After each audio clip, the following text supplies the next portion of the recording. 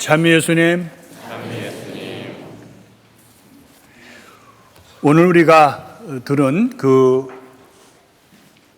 일독서는 미카서라고 해서 우리가 그렇게 잘 알려진 그런 예언자는 아닙니다. 보통 우리가 소예언자라고 해서 12권의 예언서를 말하는데 그 중에 미카서가 하나입니다. 미카서는 예루살렘에서 남서쪽에 있는 그러한 작은 모레셋이라는 작은 마을에서 태어났죠. 그는 두 왕 시대에, 다르면 아하스는 기원전 735년에서 716년에서 아하스 왕이 있었고요. 그 뒤를 이어서 히즈키야 왕이 716년 기원전에서부터 687년에 있었던 왕입니다. 그래서 두 왕 시대에 활동했던 그러한 예언자입니다.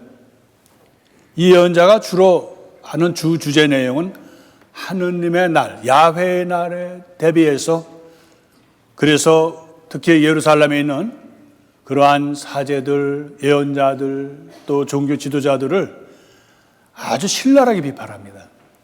그래서 회개해야 되고 또 그들의 행실을 버려야 된다라고 얘기합니다. 그러면서 오늘 우리가 들었던 그러한 그 미카서 5장 1절에 나오는 얘기는 뭡니까? 바로 에프라타의 그런 베들레헴아, 너는 결코 작은 고을이 아니다, 마을이 아니다 이거죠. 바로 너에게서 바로 이스라엘을 다스릴 왕이 나오겠다라고 예언을 했습니다. 우리도 기억하지만 그 복음서에서 특히 동방에서 왔던 그러한 세 박사가 별빛을 따라서 먼 길을 오고 있습니다. 거기에서 베들레헴 예루살렘에 들려서 장차 유다의 왕이 될 그런 사람이 어디에서 태어나겠는가라고 질문을 해서 헤로데에서부터 시작해서 그곳에 그런 예루살렘의 지도자들이 아주 온통 시끌벅적했었어요. 그래서 헤로데는 그 율법학자는, 지금을 말하면 성서학자들이죠, 불러서 과연 성경에서 어디에서 그런 그 왕이 태어나겠는가라는 것을 찾아보라고 합니다.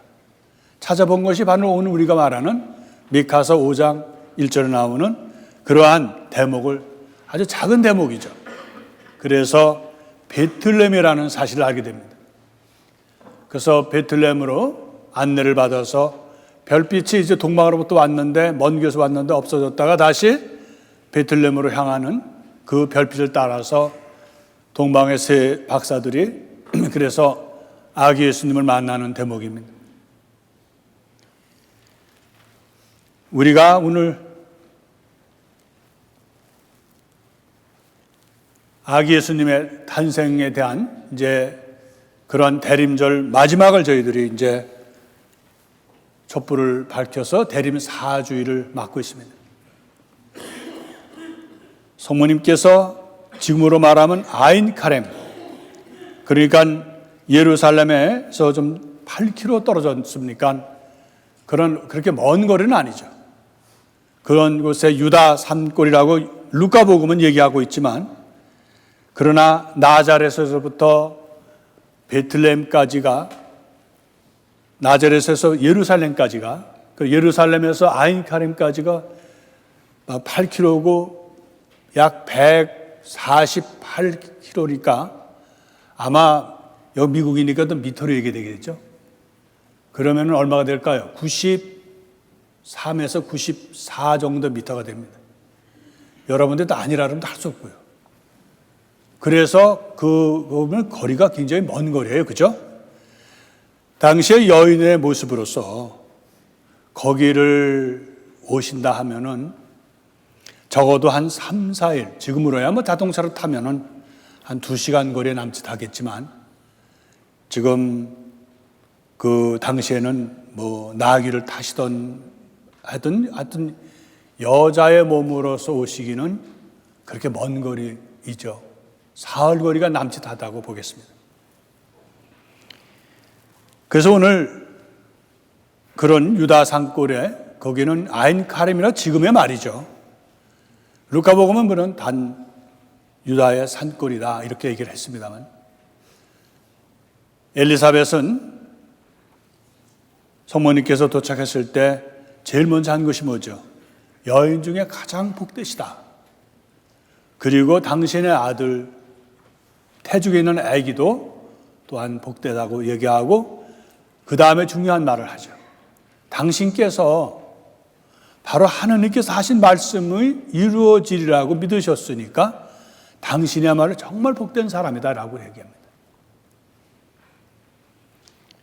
그리고 주님의 어머니께서 여기에 오시다니, 저를 또 찾아오시다니 어찌된 일이냐라고 감탄을 하는 것이 오늘 엘리자벳의 이야기입니다.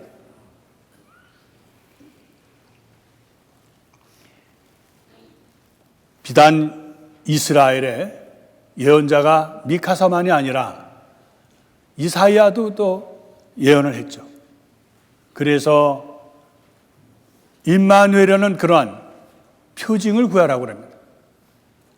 여자가, 특히 젊은 여자, 여기는 우리는 보통 이제 가톨릭에서는 동정녀가 아기를 낳을 것이니까 그 이름을 임마누엘이라고 이렇게 합니다. 임마누엘은 우리가 잘 알지만, 임하면은 함께란 뜻이요, 누하면 우리란 뜻입니다. 엘하면 그래서 하느님께서 우리와 함께라는 뜻입니다. 이제 하느님께서는 율법과 구약 성서에 그런 멀리 계시는 하느님이 아니라 이제 우리와 함께 바로 인간 사이에 말씀으로, 삶으로, 하나님 인간으로 오시겠다는 뜻입니다. 이러한 심오한 예언이 당시에 미카사도 그렇고 이사야 예언자도 그렇고 혼란스럽고 나라가 위태롭고 나라가 멸망돼서 바빌론에 유배되고 그러한 또 예루살렘 멸망의 그러한 와중에서 예언되었습니다마는, 이제 이 말씀은 우리가 잘 알지만 바로 평화로운 아주 작은 나자렛에서 한 여인에 의해서 바로 예고되었고 전달되었고 한 천선에 의해서 이제 전달된 그 말씀이 완성된 것이죠. 이렇게 중요한 말씀, 그것이 한 여인에게 전해졌는데, 우리는 이러한 질문을 할 수가 있어요. 왜 하나님의 예언이 그토록 그렇게 크신데 왜 그렇게 아무것도 아닌 것처럼 조용히 이루어졌을까? 천사와 그 아가씨와의 그러한 만남으로 이루어진 것이죠. 성경은, 특히 복음서는 여기에 대해서 그렇게 자세하게 설명은 안 하고 있습니다. 그러나 성모님은 그런 사실을 정말 받아들이기가 버겁죠. 우리 잘 알지만 처녀가 아기를 낳아도 할 말은 있다는 핑계에 있다고 하지만, 사실 약혼한 그러한 처지에서, 그래서 그 성모님이 한 얘기는 나는 남자를 알지 못하는데 어떻게 아기를 낳을 수가 있는가라고 얘기를 합니다. 우리가 이번에 이 성탄을 준비하고 또 이런 전례적으로 이렇게 하는 가운데에서 우리에게 전해지는 이야기는 그렇게 좋은 일 얘기들만 전해지는 게 아니죠. 삼손이 태어나기 전에 마노아라는 그러한 판관기 이야기에서 돌계집, 말하면 아기를 낳지 못하는 그러한 여인에게서 아기를 갖게 해주는, 그래서 그 여인은 평생을 불명예로 살았어요. 사람들의 무시와 또 질시죠. 아기도 못 낳는 여자다라고 해서.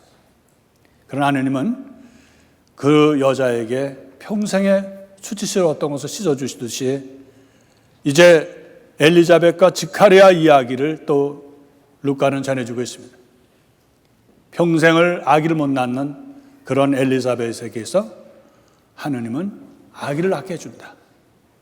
그리고 성모님께 나타났을 때 받아들이기 어려우니까 너의 친척 엘리사벳을 보아라. 그는 벌써 아기를 가진 지가 벌써 오래되었다라고 얘기를 합니다. 우리는 이렇게 질문할 수 있어요.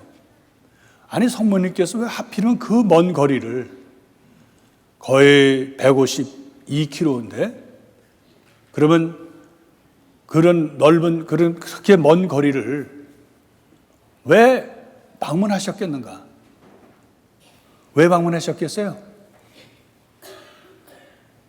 그것은 모릅니다. 대답을 하실 때 잘 하셔야 돼요.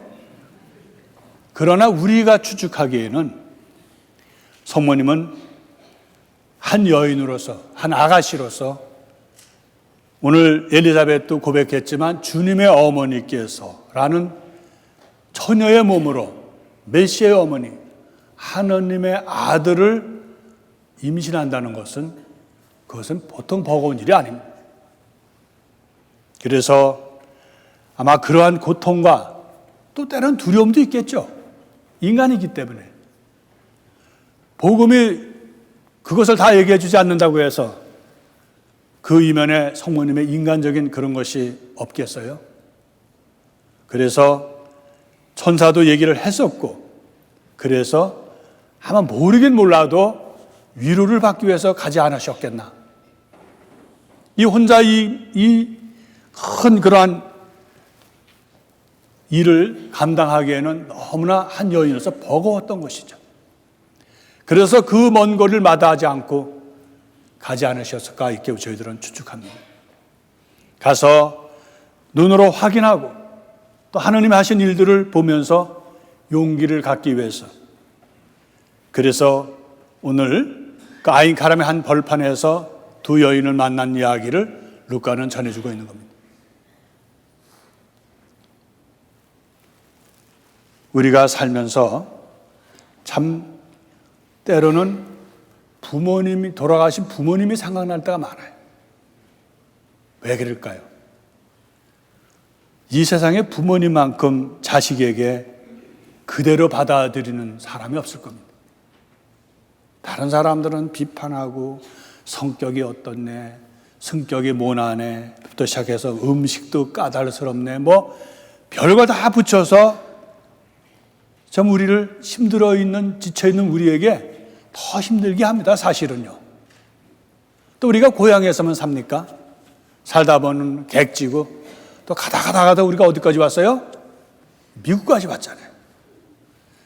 살다 보면은 우리가 삶에 지칠 때가 있어요, 순간적으로. 근데 우리가 친구가 좋은 곳은 부모님만은 아니더라도 내 얘기 들어주고 또 나를 비판 없이 힘들겠구나. 그래, 얼마나 힘들어. 그런 말을 한마디 해줄 수 있는, 함께 해줄 수 있는 사람이 있다면 우리는 행복한 겁니다. 많은 말을 하는 것이 아니라. 아내를 잃고 슬퍼하는 한 남자가 나중에 훗날 많은 사람들이 와서 위로하고 하나도 안 들렸는데 자기 가장 친한 친구가 아무 말도 안 하고 눈물을 흘리면서 얼마나 힘드냐. 그 먼 거리에서 와서 위로해 준 그 말이 그렇게 힘이 되었다고 합니다. 대림 시기를 맞이하면서 오늘은 우리가 끝 대림절이죠. 우리에게 할 수 있는 것이 뭘까? 바로 성모님을 맞아서 위로해 줄 수 있는 그런 엘리사벳의 동행의 마음, 함께 해줄 수 있는 것, 위로해 주고 용기를 주고 당신은 여인 중에서 가장 복되다고 할 수 있는 그런 이웃이 있다면 우리는 얼마나 좋을까요? 우리는 남에게 바랍니다. 내가 가서 얘기도 시큰하고 나를 위로해 주고 나를 정말 격려해 주고 내가 어려움 속에서 일어날 수 있도록 해주는 것을 우리는 바라죠. 그러나 내가 어깨를 내밀어서 내 이웃이 나에게 기댈 수 있도록 내 아픈 이웃을 조금이라도 이해해 주고 정말 그에게 힘을 줄 수 있는 내가 된다면 나는 사실 더 행복한 사람입니다. 우리는 남에게 위로를 받으려고 하지만 사실은 내가 하느님의 사랑으로 하느님의 삶으로 받아들이고 그리스도와 함께하는 그런 삶이라면 우리는 내 이웃에게 변함없는 사람, 믿음직한 사람으로서의 동행의 그런 우리의 모습을 오늘 엘리사벳과 마리아의 만남을 통해서 해주는 그러한 삶을 우리가 살 수 있습니다. 특히 우리는 불쌍하고 소외되고 외롭고 아무도 알아주는 이웃에게 많은 게 무관심합니다. 이번 대림 오늘 성모님께서 찾아주셨던 그 먼 거리를 오셔서 위로를 받고 했던 그 장면을 우리는 잊어서는 안 됩니다. 주책스럽게 동행 그러니까 그 최성수인가요? 그 잊어버렸네요. 그 작사 작곡한 그 노래 첫 시작이 어떻게 되죠? 성가대 아시죠? 해볼까요? 아직도 내겐 슬픔이 우두커니 남아 있어요. 성가대가 물론 이 노래를 한 건 아니지만 급해서 그럽니다. 제가 이름을 잊어버려가지고. 거기에 그 제목이 서로 만나서 위로해주고 이끌어갈 수 있다는 노래고, 물론 성경하고는 관계는 없죠. 거기에 우리 주제하고 맞는 게 또 뭐 있죠? 조금 음이 높은데, 아직도 내겐 슬픔이 우두커니 남아 있어요. 그날을 생각하자니 아직도 눈은 안개. 그 다음에 끝에 가서 또 하나, 누가 나와 같이 함께 울어줄 사람 있나요? 누가 나와 같이 함께 따뜻한 동행이 될까? 그 말 하려고 그런 거예요. 따뜻한 동행이 될까? 예, 이 노래는 뭐 저도 옛날에 1980년대 우리가 많이 들었던 노래입니다.